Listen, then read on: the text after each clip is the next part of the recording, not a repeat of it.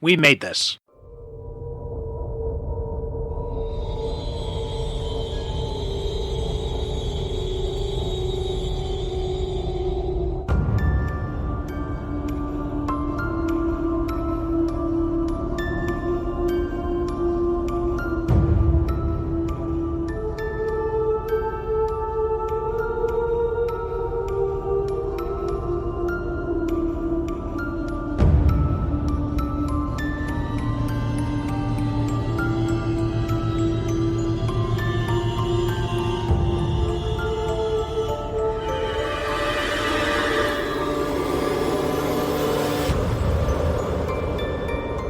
Hello and welcome to CHUCKYVISION, the podcast about child's play and Chucky, here on the We Made This podcast network.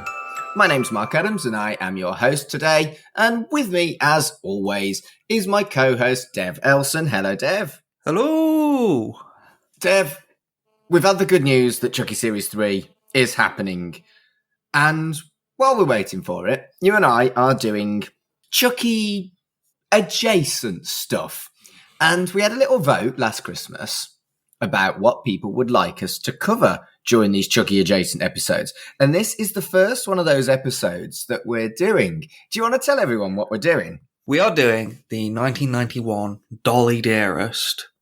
And let's give people an idea of this film. If we're talking killer doll films and killer doll adjacent films, the genre of killer doll films, I don't even know about rankings of quality, but who comes first just in your mind? Obviously, Chucky. These days, I think because it's so big, Annabelle, although I still don't know if I class her as a killer doll. She doesn't actually move, but she's popular. I'd say Megan as well now. It's just been phenomenally successful, hasn't it? So I think at least it's certainly present in people's minds. But I get what you're about to say, so please continue. Well, it won the poll, and obviously people are aware of Dolly Dearest. We've done Puppet Master. This is nearer to Puppet Master than it is Chucky. Right, so for me, this is an absolute favourite film of mine. It's something that I loved before I was podcasting. It's something I've podcasted about before, which we'll talk about in a minute. And it's a film that I just watch on the reg because I just like it. It's just dumb and it's brilliant. And I can't come into this really with an open mind. I'm just going to gush about it. But I think it's certainly an underrated classic because its reviews at the time weren't great. I would suggest it's become quite culty subsequently, though. Yes, it's definitely, with the poll, yeah, people are definitely aware of this film, and it does have a cult following. I'll just say off the bat, I don't know if I'm ever going to watch this film again. What? It's fine. I am disappointed. Maybe because I watched it in the middle of the day. Maybe because I watched it for the podcast, but yeah, we'll get into it. I am cross. Right, well, so let's talk about my history with this film. I did say I've already podcasted about this before, and for those of you that remember our episodes on Seed of Chucky and Cult of Chucky, we had a couple of guests from that old podcast, Super Tat Film Club, and we are going to post our Dolly Dearest episode next week, a week today, on our CHUCKYVISION feed, because, yeah, we had a bit of a Super Tat chat about Dolly Dearest, and I guess what I'm going to say is I'm not going to really repeat the kind of stuff that I talked about on that podcast. So my history with it, where I first watched it with a group of friends at a party, my obsession with the name of the guy who plays the main character, because his name is Sam Bottoms. And there was much merriment about that, so I'm going to avoid that. And also, we have to acknowledge that Tasha Yar from Star Trek is in it. Oh, you beat me to it. I have exclusively referred to her as Tasha Yar in my notes. I know, and that's what we did on Super Tat Film Club as well. And, the other one is obviously the Goonies maid. She was in it. And so I did go quite deep into the religious unpleasantness of that character, so I'm going to try and avoid that as well. I didn't like her because she was really pushy with her religion, and that gets my goat kind of thing, but I don't think I really need to go into that so much on the next one. But the Super Tata Film Club show is quite different to us, Dev. It's almost like we played extreme versions of ourselves as characters, the three of us, Hollywood Fletch, Malachi J. Matthews, and me. So on that episode, I'm a bit more giddy and definitely really fucking gay. And but yeah, we're going to post that next week. So you've got a double dose of Dolly Dearest coming on our feed this month. And yeah, I gushed about it there, and I'm going to gush about it here. And I'm a little bit cross with you that you don't love it, Devon. Bring the gushiness, because I was falling asleep during this film. What? Oh, we're going to have a problem. I think, well, as you said, I think watching this with friends or watching this at a party or something would definitely change the mood, because, as I say, like, not that this is work or anything, but like watching this for a reason in the middle of the day by myself, it's a different setting. I watched it for a reason, because I love it. And I had to watch it again for this, but that wasn't a chore. I'm quite cross. I am. So, Dolly Dearest was, as you said, released in 1991. It was originally supposed to be straight to video, but it did have a very limited cinematic release as well. It had very bad reviews, but it is quite a culty film now. And I think, like we were saying, it is loved by people who do enjoy child's play and do enjoy slashers and stuff like that. I think it's quite well loved. And you mentioned that Annabelle is quite a well-known doll franchisee type situation. And Wikipedia says that it's credited as an inspiration for Annabelle. What are your thoughts on that? I mean, unless James Wan or someone mentioned Dolly Dearest, I don't really see it, because I mean, this is clearly aping off Child's Play, so I don't know why Child's Play isn't an influence on Annabelle, but this is.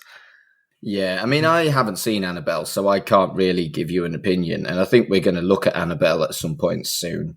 Annabelle is a very different beast. Annabelle does not walk and talk like these other dolls. Right. Spooky stuff. Well, it's kind of like this in the sense. Okay, it is different than Child's Play, because Child's Play, it is very much Charles Lee Ray in the doll doing all the stuff, all the killing. Yeah. Annabelle is much closer to this in the sense that there's more supernatural stuff happening to the girl. It's trying to take over little Jessie. There's other supernatural things happening. Yeah, Annabelle has like an influence around her. Yeah, and at the moment, it's not on streaming, but there is a recent Blu-ray. Unfortunately, that recent Blu-ray is £33 on Amazon. As much as I like this film, I'm not sure it's worth £33. And I will go through some of the taglines that this film had as well. She's a doll with bad attitude. Brilliant. She has a life of her own. Now she wants yours. And my personal favourite, to Dolly, slaughtering adults is child's play. I wonder where they got that from. That I have issues with, because it's not like she struggles, but the body count is not high in this movie. No, it's not actually. Slaughter is probably an exaggeration of what she achieves. And also, it's not just she, it's they. There's a number of them. I wouldn't even call it she, really, because it's a very different thing from Chucky and Annabelle. It's like, Dolly Dearest is not really a character, is it? No. It's just an entity inside this doll. Yeah, inside the dolls, yeah. It's an interesting one, and they just wanted to say the word child's play. Let's be real here. They just did. And also, before we go into our look on it, we've started doing a new thing for our specials. Is we've been asking on Twitter people's opinions. Had we thought about it, we'd have done it for Megan. Yeah. So we didn't. But we asked people what their opinions on Dolly Dearest was, and quite a lot of our regular listeners have given us some responses. And the first one was Fletch from Super Tap Film Club. And aping what he said on the Super Tap Film Club episode was, too scary, don't like. Do you find this film scary, Dev? Again, I watched it in the middle of the day, and I'm also an adult man, so So's no. No, not really. Mainly because as I say, the body count is not high, so Dolly Dearest is not really doing anything that scary, and also 90% of the suspense in this is Tasha Yar looking concerned. We can't call her Tasha Yar. That was fine. The gag we did on Super Tag. Oh, we fucking can. It's Tasha Yar. Commander It's Sealer. Totally Tasha Yar. Is it I'm only up to like season 5. Is it Commander Sealer or Commander Sailor? How do you pronounce her name? Oh, I don't fucking know. Even when she came back in Star Trek, I called her Tasha Yar. Fletcher's at Fletcheresque, FletchErsQue. Next up is Chris Pedersen, and that's at SNRPEDE 2010. And they say, I vaguely remember anything about it, but it did seem like a rip-off of The Omen and Child's Play. The only thing that I can remember is the sewing machine scene. And what do you think about ripping off Omen as well? I'm not so sure. I can see that, the whole devil child. I mean, well, there is a literal devil child in this. True, but in The Omen, it's more so the father against the child. But yeah, there's a sense of mother versus daughter in this, a little bit. Yeah, I can see it, but I think it's much more. But let's go back to the tagline. It is much more theft from Child's Play than it is from The Omen. We also had a message from Kim. I always botch her name. Kim Schlegel-Rary at Kimmy SR3. I'm sorry I haven't seen this movie or actually even heard of it, but can't wait to hear about it. Which is incredibly flattering that she's going to listen into this episode on a film she hasn't fucking seen. So thank you. There are other methods of finding this film if you look for them. If you don't want to pay £33 or however many dollars that is. But obviously we wouldn't support. Moving on. That is a good point now from them. That for people who have not seen this movie, let's just sum it up first. So the gist of the plot is a dad. Oh, it's a killer doll film. That's all you need to know. It's a very basic plot. A dad drags his family to Mexico, where he's going to start up a factory to build dolls and then sell them back in America. He's opening up the Dolly Dearest factory, which I guess now I'm thinking of it, the Dolly Dearest dolls already existed, then they closed down. There's some backstory there, but it's not really alluded to much. He's reopening. No, it's not great on that. He's reopening the Dolly Dearest factory. Coincidentally, at the same time, an ancient Mayan crypt next door was opened up, and a little demon ghost comes out and goes into the dolls, and the dolls all target the family's daughter. Yeah. That's fair. I had to do some little research into this, but like I was because I was curious who wrote and directed this. So Maria Leese directed and wrote this, along with Rod Nave and Peter Sutcliffe. They also wrote for the story. Peter Sutcliffe? I don't believe it's the one you're thinking of. That's the name of the Yorkshire Ripper? I definitely don't think it's that guy. No. I mean, it's not on his IMDb. That is an unfortunate name to have. Okay, good. Poor Peter. Well, I doubt there's much confusion because this is the only thing he's worked on IMDb. Maybe it is Peter Sutcliffe before his career as a serial killer. The same thing for Rod Nave is known for Dolly Dearest. That's it.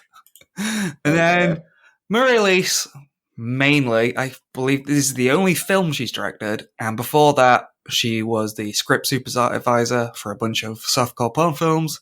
And since then, she's been the script supervisor for a bunch of TV legal dramas like Boston Legal and Medium and The Practice. Oh, Boston Legal was good. What? I didn't say it was bad. I didn't say it was bad. Yeah. And, you know, everybody likes porn. Did you clock who the music was done by, Dev? I didn't, but several times I did note that the music was, the composer was definitely pulling the weight in this movie. It was 2 years before he wrote one of the most iconic theme tunes in television history. It was by Mark Snow, who wrote the X-Files theme. I should have looked that up before. I'm just thinking, yeah, I can hear it. I can sort of hear it. I was stunned by that. I mean, let's be blunt. This film was not the highest of budget, but the fact that they had a pre-X-Files Mark Snow is so fucking cool. And I will reiterate as we go through the film, there are definitely moments where nothing technically is happening, but the composer is just going ham to make it seem like something is happening. I think that it was great work. The reality is, if you can come up with the X-Files theme, you're always going to be vaguely good at being a music-y guy. But yeah, fucking Mark Snow. How cool is that? So the final comments we actually had 2 from The Red Foxy. Oh, yeah. If that is their real name. At Murdoch's Mistress on Twitter. I've watched it a fair amount of times, but the last time I watched it was probably 1998. It's ridiculously insensitive early 90s horror. Fun times had by all. And then I think they watched it again and sent us another message. It was entertaining. Making the villains ancient indigenous people who worship Satan gives me an eye twitch now, but such ideas were the norm in the 80s and 90s horror. The special effects were decent enough for its time, especially as a low-budget horror. And I couldn't agree more. I definitely had a bit of an eye twitch on that. Oh, this is just nudging on racist. But not quite, but sort of, but not, but It's blasé, yeah, in the same way that the original Child's Play was. Not to do the knee-jerk defense of it, because, I mean, I'm not the one here defending Dolly Dearest anyway, but with Child's Play, they used Damballa, which was, a real person within that mythology, and as we've talked about it, was completely inaccurate. At least here, they were brought up like Mayan culture, and then Rip Torn was like, no, this isn't Mayan, this is its own, fictional made-up thing. Yeah. The bad guys weren't real. Well, in a sense, they weren't even bad. It was just, it's the same thing with the Carmela, the maid. Like, she's not bad, like, she's trying to be good with her religion. And I guess the Sanziat, were they Satan worshipping? If they were Satan worshipping, why did they bury the devil? Yeah, it's all made up though. That, I guess. It definitely could have been worse than it was, particularly for its age as well. I think we're actually quite fortunate that it wasn't awful. And if we're talking about racism, I knew this was the movie where Rip Torn does a Mexican accent, but when you watch it, he only occasionally does a Mexican accent. It's strange. There's a lot of scenes where he is just Rip Torn, and then there's 1 or 2 scenes where he's, for some reason, I guess, bored, or that was early in the shoot, and he thought he could do a Mexican accent, affection to his dialogue. It was strange. I don't feel like it's Rip Torn at his finest. No, it's certainly no Freddy Got Fingered. No, but the fact that, Mark Snow, Rip Torn, Tasha Yar, they've got some really good people in this film. And the wonderfully named Sam Bottoms was the surfer dude in Apocalypse Now. The kid actors didn't actually get anywhere, but they did have some big names. I think the eye twitch is fair, but it really could have been a lot worse. And I agree with the special effects. I suspect you're going to go blah, blah, blah, blah and say it was shit. But I thought the special effects were fine, particularly the animatronics of Dolly, genuinely creepy. But, I very much agree with the Red Foxy. And, their profile picture's a fox, and I like foxes. Right, so let's get into it. I want to talk about these dolls. From the very start, they were quite fucking ugly before they became scary things. Don't you think? They're pretty ugly dolls. They've got a real jawbone to them. They look like the, what's his name? The Maniac Cop actor.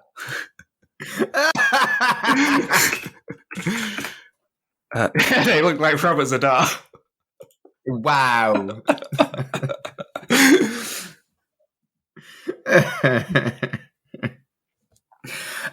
So, yeah. I don't know. There is two very distinct looks for the doll, isn't there? There's kind of like creepy doll where it just eyes moves, but it hasn't got the contorted evil granny face. And then there's evil granny face. And I don't know why they bothered with evil granny face.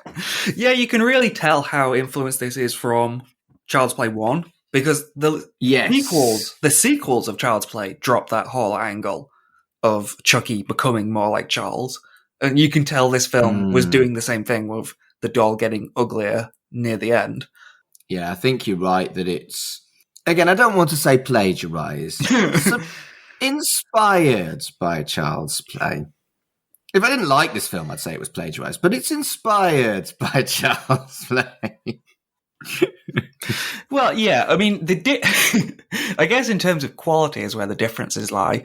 Like the opening, Child's Play has a great opening, and explains everything. Charles Lee Ray is on the run, he gets shot, he does the big Dumbala curse, and he puts his soul into the doll. It all makes sense. With this one, so there's a guy in the ancient tomb. He falls over and dies. The little ancient ghost comes out, and then we don't really even see it go into the doll. It just sort of flies towards the factory, and that's it. Right, but then it was really pretty when it formed the Dolly Dearest image. Yeah. It was very kind of 90s, well, it's more 80s than 90s, this film, even though it was 91, I think. But it was very kind of, I'm going to enjoy this because it's a 90s horror film. That's how I felt, and that's what happened. And I think I obviously come into it with a very different experience from you because I have happy memories of watching it, probably around 95 the first time. And it just doesn't disappoint. It really does feel like the kind of 90s horror tap that I genuinely enjoy. Oh, I definitely don't want to stomp on this film too hard. It's not like I was annoyed or irritated or, aggressively bored during this film. It's perfectly fine. And, to counter your point earlier, I do think the doll looks fine. I think I like all the body doubles of, little kids in the costumes running around. That was all fun. It's not little kids, Steph. It's Ed Gale. Is it Ed Gale? The very same. It's Ed Gale. Yeah, the same guy who played Chucky and Howard the Duck is Dolly. I'm almost certain we've brought that up before. Now that I think about it.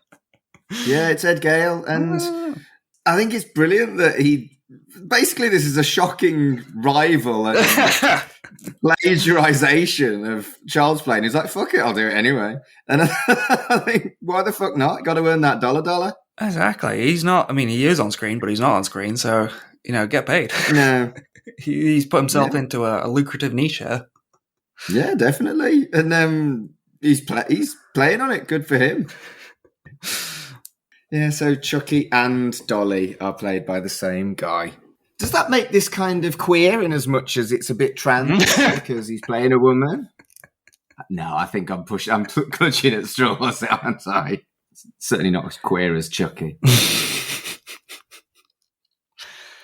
Did you like the Mayan ruins? Because I thought that they were really nicely done, actually.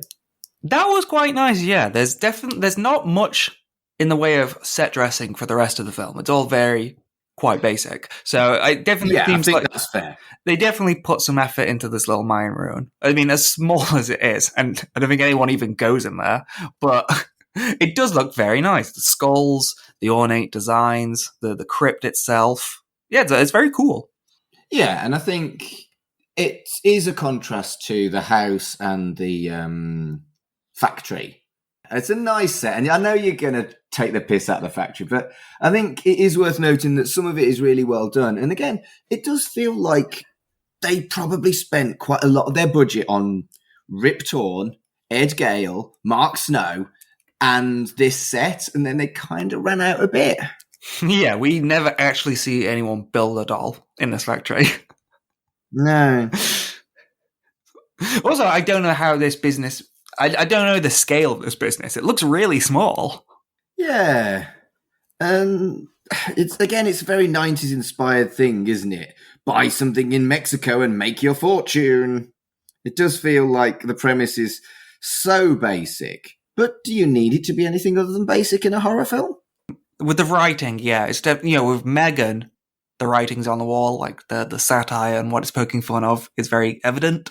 In this, it's are they saying something about cheap labor in Mexico? Because like it's never really touched upon, is it?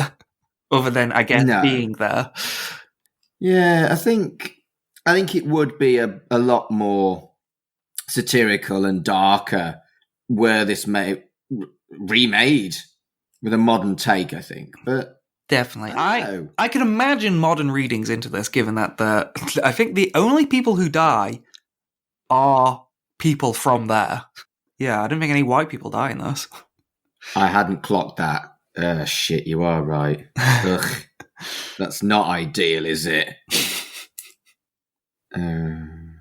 Did they consciously think of that as satire? Like, oh, the white people come here and ruin everything? Or did that just happen to be how it turned out? Because the people who die are not really main characters. No, that's a good point. All the main characters survive, you're right. In fact, one of the victims is literally a guy we meet there and then. And then he dies. Yeah. And then just gets his tits out. I didn't understand that. I mean, I know what you're ahead, but what was that? He ripped open his shirt, and then there was like some because bumps. He had a heart attack. I swear there were like some bumps on his chest. Like there was some kind of effect. I don't... Yeah, he was having a heart attack. It was strange. Oh, it's definitely strange, and it's an odd choice that I'm not sure anyone who was having a heart attack would rip open their shirt. They'd probably just kind of grab their chest, go grey, and collapse, right? It was odd. Yeah, Dolly Dearest only really straight up kills one person in this, then. Yeah, good point. So, I'm not going to go into this a lot, but some of the stuff with religion, I think when Tasha admonishes the maid Camilla, it does feel like she gets the level right, actually. She's like, I respect that you have your faith, but please don't bring it into my home. That is an intrusion. And I think that's obviously we've got a horror film and that religion is real here. There is obviously a God because the cross affects Dolly, and that's part of the law of this world. But in a real world situation, if someone's being really, really aggressively faithy in your home and you're employing them, I think she's absolutely right to say, I understand, but fucking stop it. And I think that was actually surprisingly well handled. What did you think?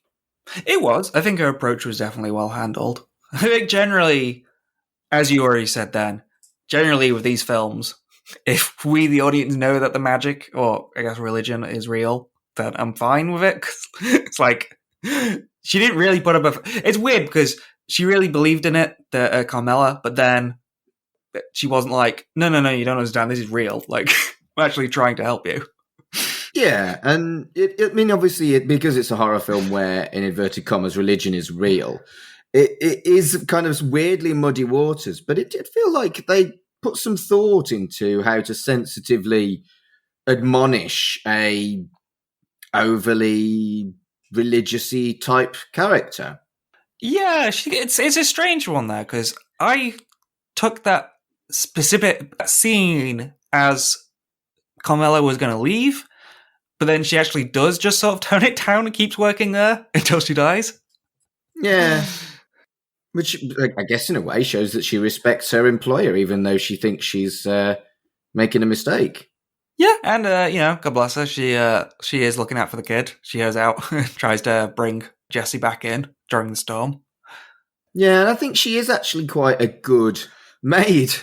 And I think it's always that little bit more tragic when people are generally quite likable characters that are actually just trying to do a good job and be a good person, and then they're so brutally murdered. And I absolutely loved the scene of her being horrifically stalked and traumatized before she was murdered. It lasted so long. Yeah, it was a good sequence. It was a good sequence that I was setting myself up for a bit of disappointment that it was just she was just going to get stabbed. But it was a good death sequence. I like the electrocution. It was very cool. Yeah, and you weren't expecting it because she'd been stabbing her and mucking around with her. You were expecting some kind of like stabby death, weren't you? She does get stabbed a couple times. That's what I mean, but you expect her to get finished with a stabbiness rather than finished with the electrocution. I think the prolonging is genuinely creepy and nasty and shows you what the doll is capable of, really. Because it's almost like she plays with her, isn't it? Yeah, we're still learning. I mean, we keep saying child's play, it's just child's play, but like, yeah, we're still learning at that point what Dolly Dearest is, like what kind of evil is she? Because like they show very clearly early on in the film that she just turns her head. It's like, okay, so she's alive. She's probably going to walk and talk. And then we don't really, like, it's all implied, you know, we get like, more shots of Tasha Yar being concerned that her daughter is, spending so much time with this child. Then, yeah, after the electrocution death, it's just like immediately like, oh yeah, there's Dolly Dearest. She's walking and talking.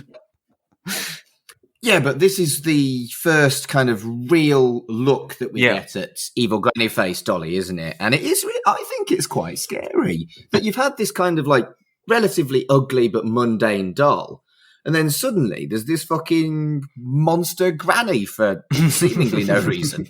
And it's great. Yeah, it does do the Chucky reveal where it's just they literally just come out screaming. Yeah, and it's not subtle, but I think I like the fact that it's not subtle. I like unsubtle. I'm not a subtle person myself.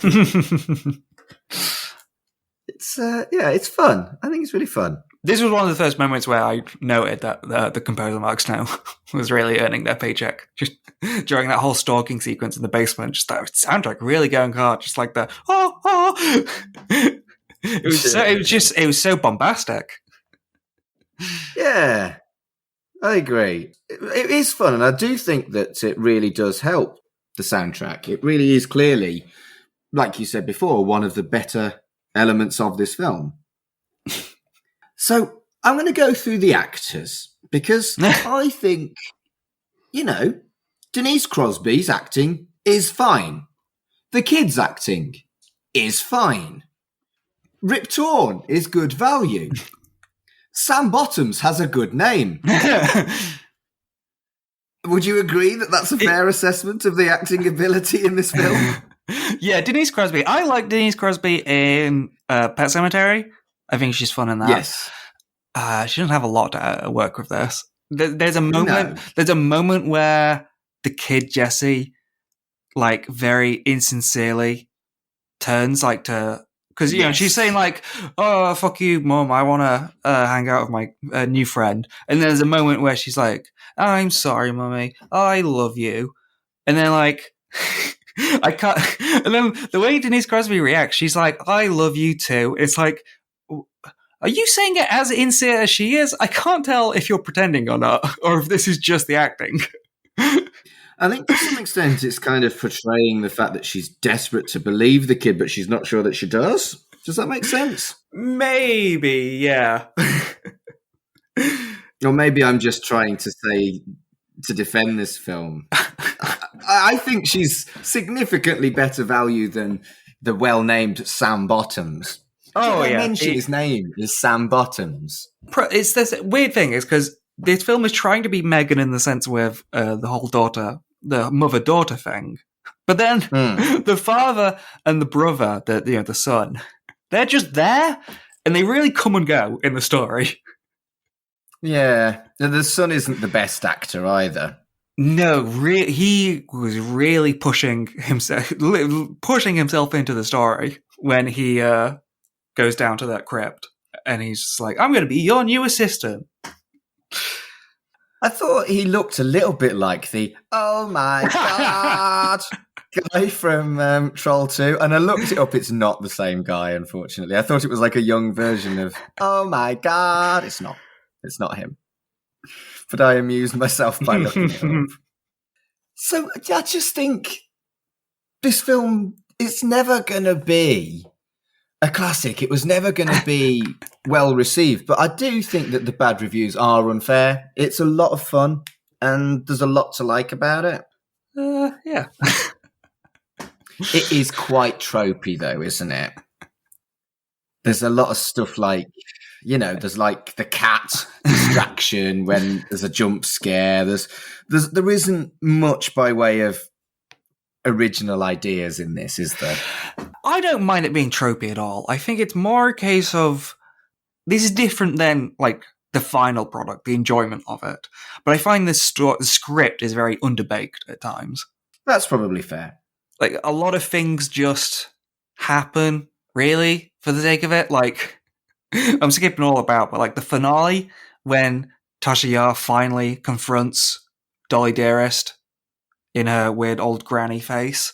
And, she's like, it's too late. I've taken over the child. She's mine. And then Tasha Yar just walks away and goes downstairs. Like, it's kind of weird that wasn't the confrontation. She just leaves, gets a gun, and then comes back. I mean, yes. It's not exactly the end sequence of Child's Play, where Chucky is non-stop, constantly going after them. I do think that the finale is completely batshit. And Sam Bottoms, he doesn't seem to... I've become obsessed about Sam Bottoms. I'm so sorry. The plan was not to, and I can't remember the character's name because Sam Bottoms is such a good name. So let's just go with Sam Bottoms. He... The scissors in the leg, he was like, if someone stabbed me in the leg with a pair of scissors, I'd be like, fucking ow! And it just moves on from that. But what I do enjoy is the, oh no, face when Dolly gets the dynamite in her hands. That's fucking fantastic. It is the highlight of the film for me. She's just like, oh shit.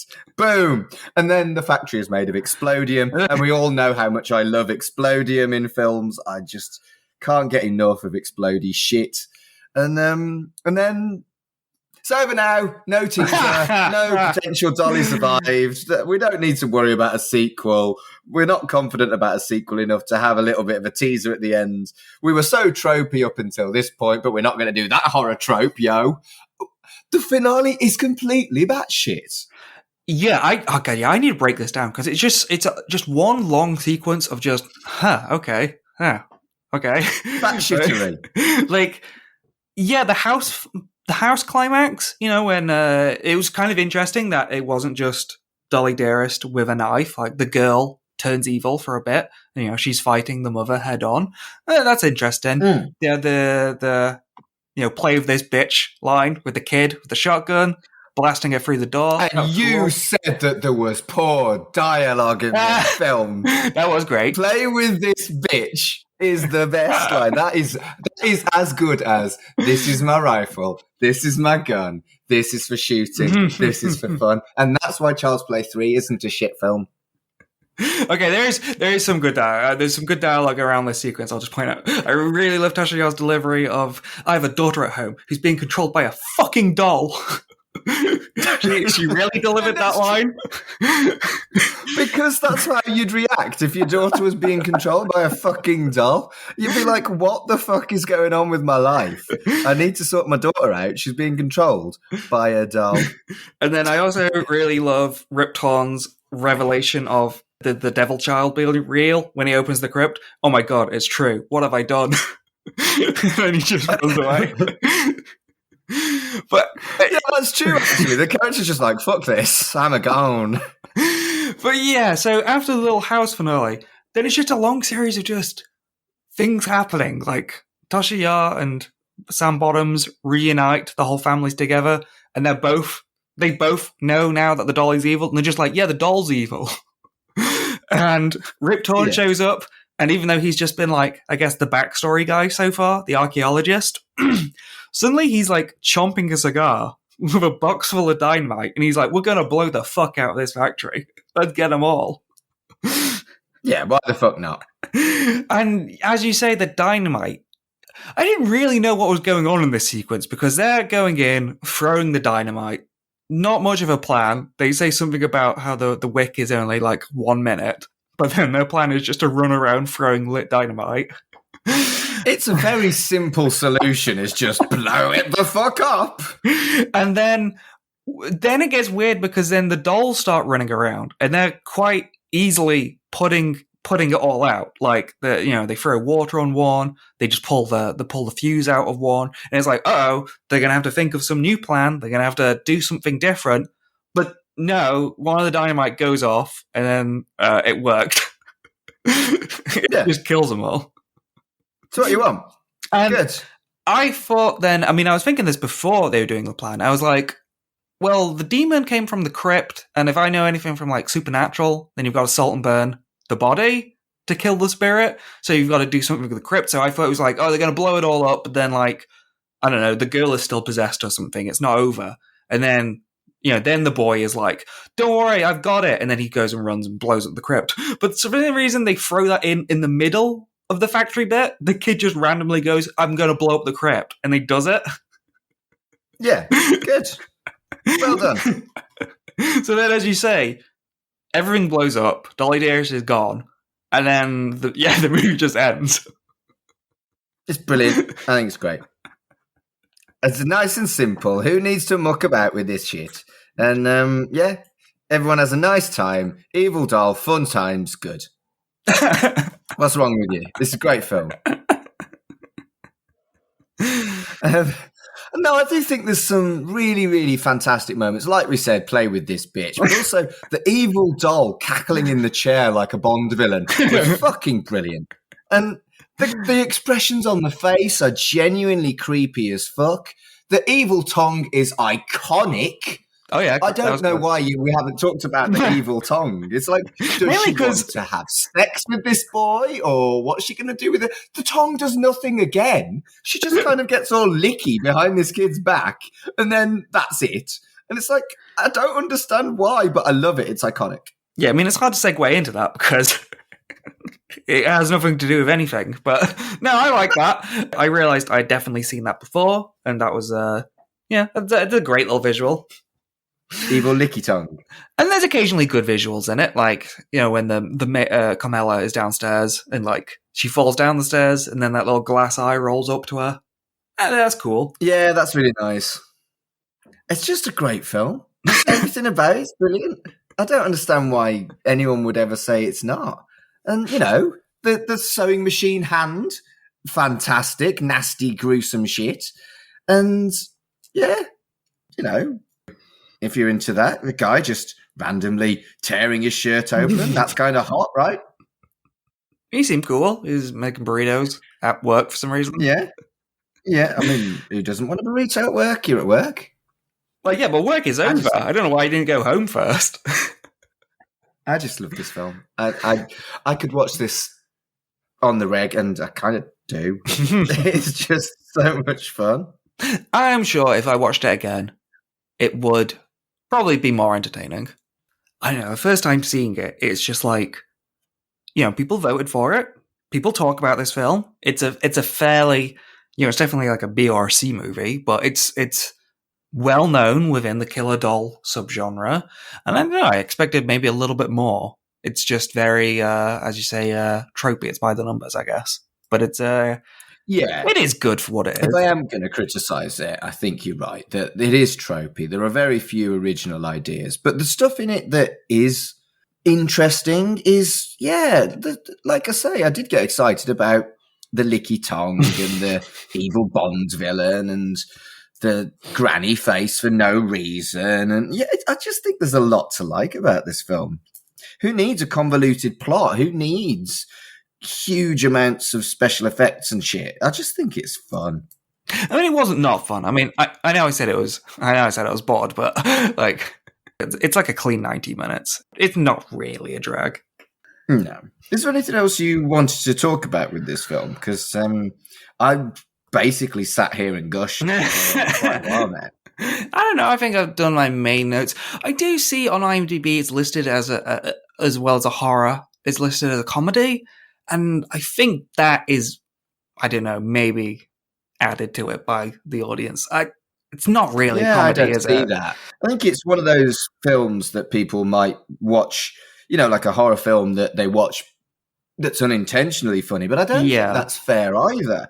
I think it's a horror. It's not as gruesome as it could be. It's a 15 after all, but I think to call it a comedy, no, I don't think that's fair.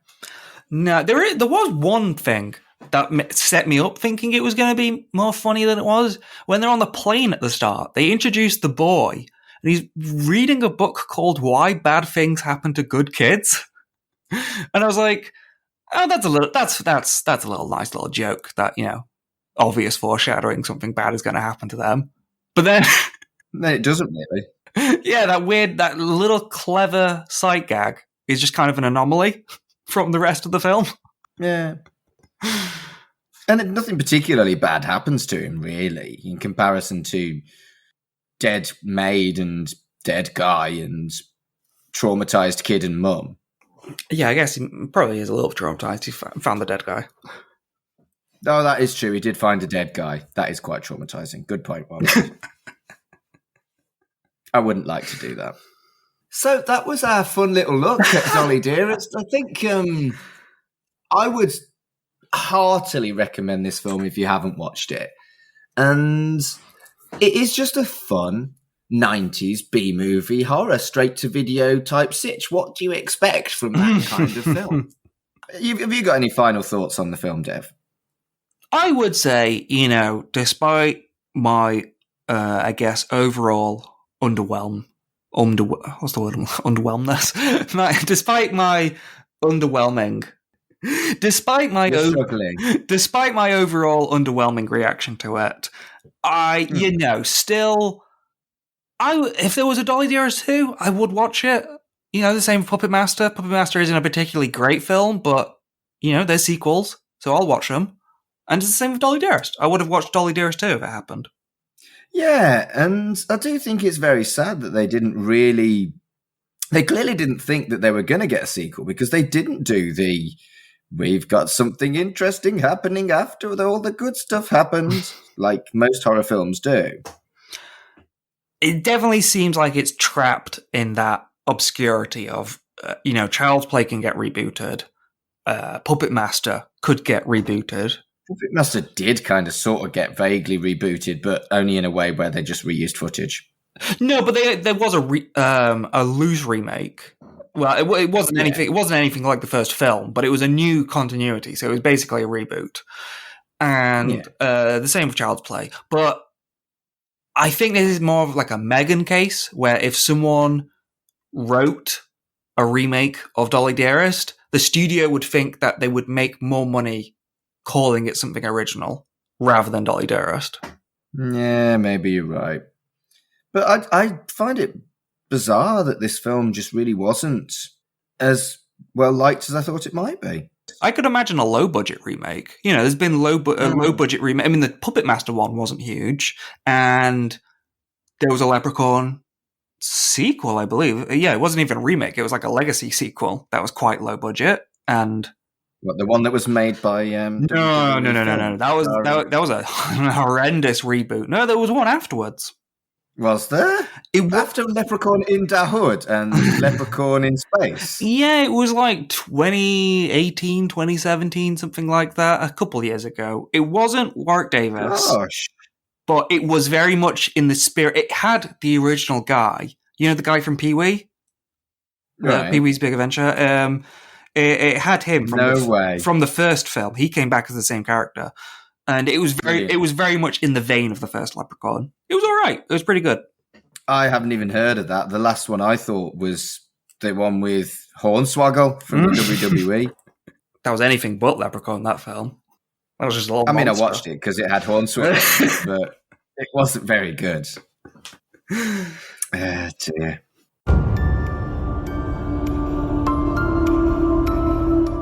Right, Dev, where can people find you on the internet?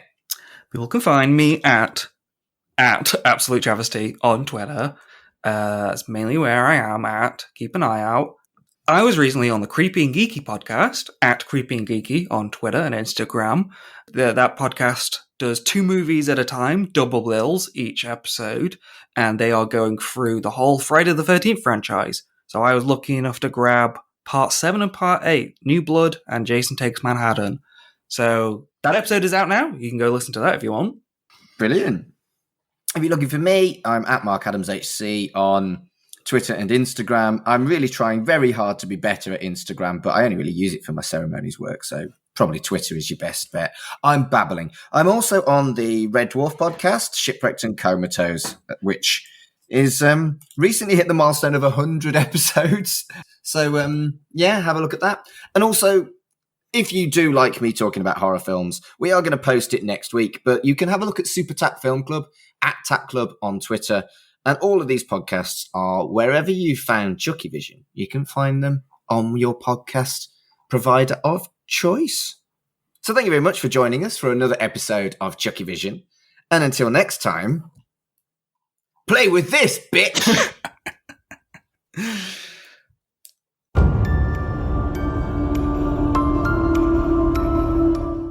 Hey, Dev, you know that we said that we had people talk to us about Megan after the episode that we recorded about Megan. Should we just say what they said? Certainly, I'm all ears. So first up was our friend Wadji, who was our guest on our Catholicism episode. And, he wasn't subtle. It is shit. It should have never been made. It's boring, silly, and stolen right off from Child's Play 2019. I have no idea how such a movie is getting much praise from horror fans. Then he used the face palm emoji. And I pray to God this nonsense never crosses over with Chucky. That is a passionate opinion. I agree that it steals from Child's Play 2019. I think that is fair. I also agree that it's quite silly. But I didn't think it was boring or shit. Yeah, very passionate reaction. I wonder how he reacts to the fact that I think in that episode we all do agree that it was better than Child's Play 2019.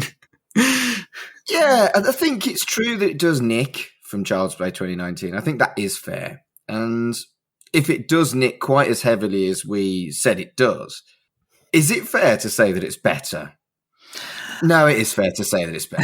Because it is better. Well, you could say, Nick, I mean, I know you made comparisons between the two specific films. In the same way as a killer doll film, it's a killer robot film. You know, it's a story trope, you know. So I think there can be more than one of these kind of films. Yeah. Yeah, I think that's fair. We also did cover what he mentioned about crossing over. I think we were kind of ambivalent about the idea of a crossover because it would be kind of two very different antagonists fighting each other. I would absolutely watch it. I would, yeah. It does feel like the laws of both of them aren't really in kilter. I think the batshittery of Chucky compared to the relatively sensible kind of technological taking over thing of Megan would mean that it would probably either have to unsilify, that's not a word, Chucky, or make Megan a little bit more daft than I think they would want it to. Yes. I think the world of Chucky is silly enough that he could fight a robot, but then you are introducing magic to the world of Megan. Yes, exactly that. And that would really change things. Yeah, I don't know whether that would do Megan a disservice, but I would still watch the fuck out of it if they did cross them over, I think. Well, it's like the Puppet Master versus Demonic Toys. You can just say it's non-canon. Yeah, true. Kim Schlegel-Rary, she said, I honestly loved it and your pod about it. We like her. She says nice things about us. Thanks. Thank you. But no, I think it was a great film and I loved it. And it was the oddest thing writing notes in the cinema, but eventually I got used to it. Next up was Scylla DB. I don't know if I pronounced that right. SCYLLADB. No, that's an advert. Fuck's sake. That's a promoted tweet. Fuck Scylla DB. I don't want to learn the 7 key considerations that help teams tap the many benefits. Bollocks. Fuck off. And finally, Kevin Allen at Kevin AL 325-97093. He says, I think it was amazing. Definitely needed more blood and guts, but rating 7.9 out of 10. So 7.9 out of 10 is 79%. But yes, I think that's a fair rating, actually. I think it was genuinely worth watching.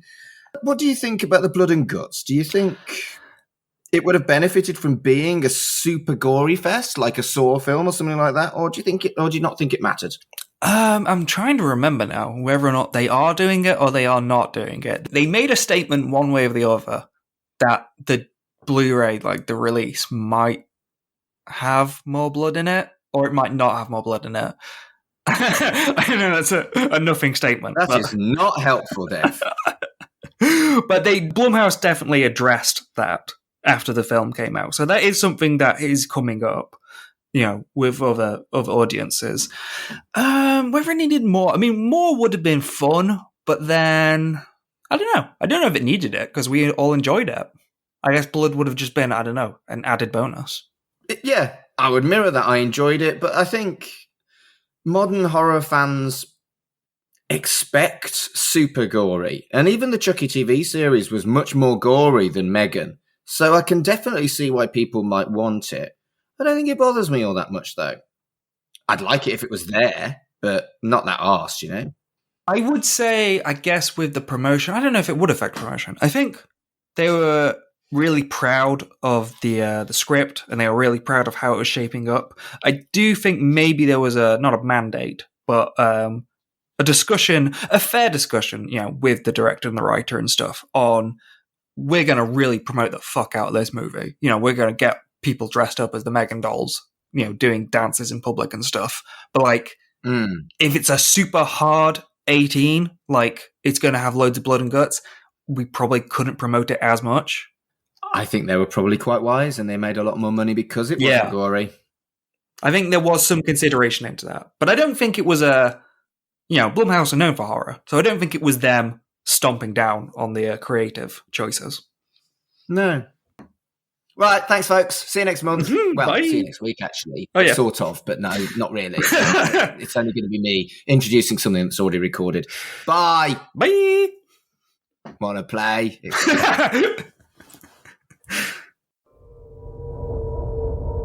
Chucky Vision is a podcast brought to you by the We Made This Network. Follow us on Twitter at CHUCKYVISION. Follow the network on Twitter at WMT_network. Our website is WeMadeThisNetwork.com. The logo was designed by Dev, and the theme tune composed by Dark Fantasy Studios.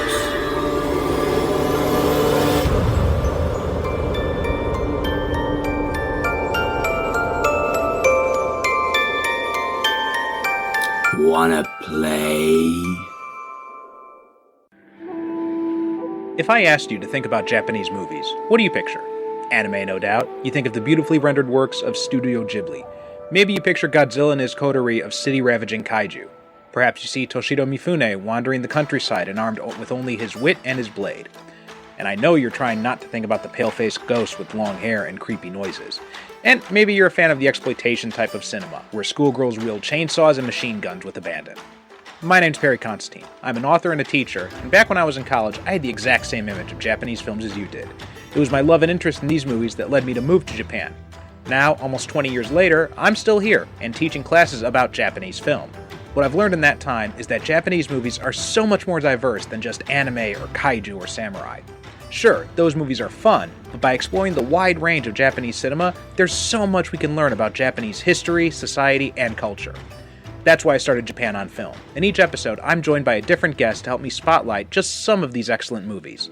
We'll be watching the good, the bad, the popular, and the bizarre. Come along with us on a journey into the wide, wonderful, and sometimes very weird world of Japanese cinema. Listen to the Japan on Film podcast on Apple Podcasts, Spotify, or wherever you get your podcasts, and visit our website, japanonfilm.com.